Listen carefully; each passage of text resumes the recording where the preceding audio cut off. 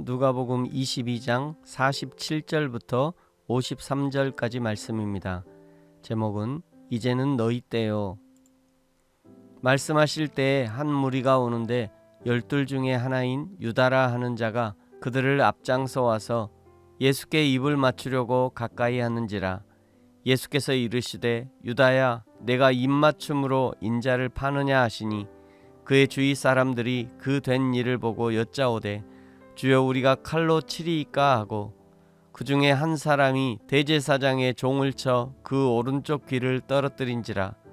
예수께서 일러 이르시되 이것까지 참으라 하시고 그 귀를 만져 낫게 하시더라. 예수께서 그 잡으러 온 대제사장들과 성전의 경비병들과 장로들에게 이르시되 너희가 강도를 잡는 것 같이 검과 몽치를 가지고 나왔느냐? 내가 날마다 너희와 함께 성전에 있을 때에 내게 손을 대지 아니하였도다. 그러나 이제는 너희 때요 어둠의 권세로다 하시더라. 아멘. 예수님의 마지막 기도하시던 감람산에서 유혹에 빠지지 않도록 기도하라고 당부하셨던 그 유혹과 시험의 시간이 다가왔습니다. 47절 한 군인 무리가 가룟인 유다를 앞세워 예수님께 다가옵니다. 48절 유다는 태연하게도 예수님께 입을 맞추면서 그 사람이 예수님이라고 군인들에게 알려줍니다. 그 순간에 예수님은 유다에게 마지막 기회를 줍니다. 48절 후반절에 예수께서 이르시되 유다야 내가 입맞춤으로 인자를 파느냐 하시니 예수님의 이 마지막 말씀에라도 유다가 회개하고 돌이켰다면 유다의 비참한 최후는 없었을지 모를 일입니다. 그러나 예수님이 끝까지 기회를 주셨음에도 불구하고 유다는 결국 예수님의 마지막 음성마저도 외면해버립니다. 우리도 민감해져야 합니다. 천하 만물을 통해서 말씀하시고 성경을 통해서 말씀하시고 때로는 설교자를 통해서 말씀하시는 하나님의 말씀을 들을 수 있어야 합니다. 듣고 회개하고 고치고 수정해야 합니다. 세미한 하나님의 음성도 잘 듣는 훈련을 해야 합니다. 그것이 살 길입니다. 예수님을 잡으려 하는 군인들을 보고 제자들이 그렇잖아도 우리에게도 칼이 있는데 대항할까요? 물으면서 동시에 대제사장의 종 요한복음 18장 10절에서는 그 종의 이름을 말고라고 알려줍니다. 그 종의 귀를 칼로 쳐서 떨어뜨려 버립니다. 그러나 흥분한 제자들을 향해서 예수님은 51절 이것까지도 참으라 말씀하시고 말고의 귀를 낫게 해줍니다. 예수님은 이미 마태복음 18장 21절 이하에서 예수님의 제자들이 어떤 인내를 해야 하는지 알려주셨습니다.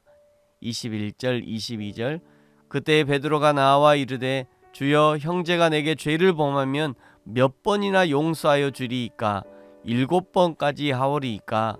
예수께서 이르시되 내게 이르노니 7번뿐 아니라 7번을 70번까지라도 할지니라. 7번을 70번까지 완전한 용서를 요구하시는 것입니다.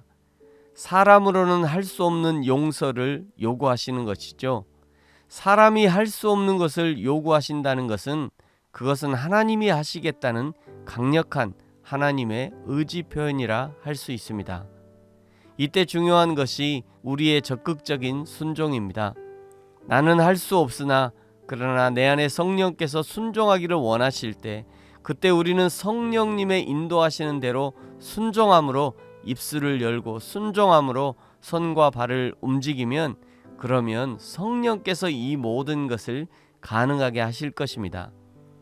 그때 비로소 우리는 순종의 사람이 되는 것이고 그때 비로소 우리는 성령의 사람이 되는 것이며 그때 비로소 우리의 삶을 통해 여호와 하나님을 드러내고 증거할 수 있게 되는 것이죠.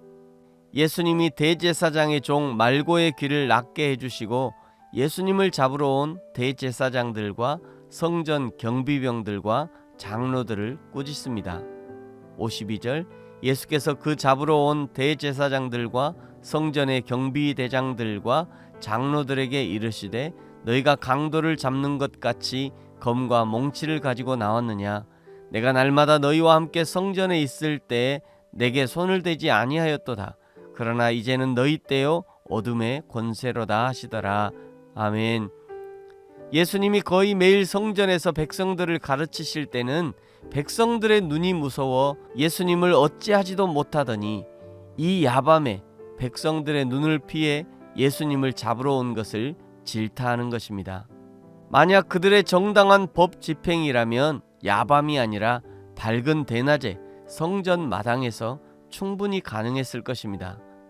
그러나 지금 예수님을 잡는 행동은 결코 정당한 행동이 아니라는 것을 그들 스스로 증거하고 있는 것이죠. 사단 마귀는 항상 어둠을 좋아합니다. 사단 마귀는 항상 누군가의 뒤에 숨어서 자신을 드러내지 않고 범죄를 행하고 그리고 일이 벌어지면 자기의 수하가 되어 죄를 행한 자까지도 심판에 넘겨버립니다. 에덴 동산을 보십시오. 사단 마귀가 하와를 꼬드기고 하와가 선악과를 따먹자 이번에는 따먹은 그 손과 그 입이 아담과 하와였다고 고발하고 숨어버립니다. 결국 죄의 대가는 아담과 하와가 감당하는 것이죠. 그 사단 마귀의 작전은 지금도 동일합니다. 치고 빠지기 작전이죠. 그러므로 사랑하는 성도 여러분, 사단 마귀의 죄의 유혹을 분별하고 자신을 잘 지켜내시기 바랍니다. 늘 입술과 삶으로 예수님을 인정하는 삶을 사셔야 합니다. 그리하여 하나님의 진리의 빛으로 세상을 밝게 비추며 살아가는 저와 여러분이 되어지기를 예수님의 이름으로 축복합니다. 아멘. 기도하겠습니다. 하나님 아버지 감사합니다. 사단 마귀가 어두움을 좋아하듯 거짓 편에 서 있는 사람들도 어두움을 좋아하고 결국 뒤에서 야합하여 예수님을 팔아 넘기는 일들이 벌어집니다. 하나님, 우리가 늘 진리 편에 서게 하옵소서. 늘 성령의 인도하심에 민감하게 하시고 적극적으로 하나님을 인정하면서 내가 하나님의 진리의 사람임을 드러내고 증거하는 삶을 살게 하여 주옵소서. 감사합니다. 예수님의 이름으로 기도합니다. 아멘.